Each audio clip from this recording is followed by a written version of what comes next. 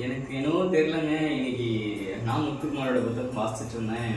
சின்னதாக 2-3 வரிகள் உங்ககிட்ட பகிர்ந்துக்கணும்னு தோணுச்சுங்க.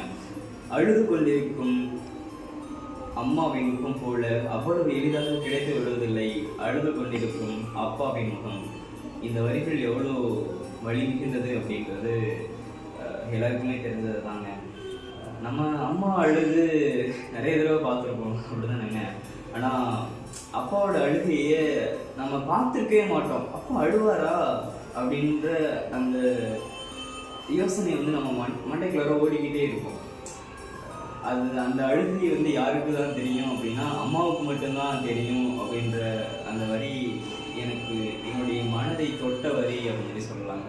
ரொம்ப ரொம்ப அழகாக இருந்துச்சுங்க அந்த வரி. இதை சின்னதாக பகிர்ந்துக்கணும்னு தோணுச்சு. அதுக்காக தான்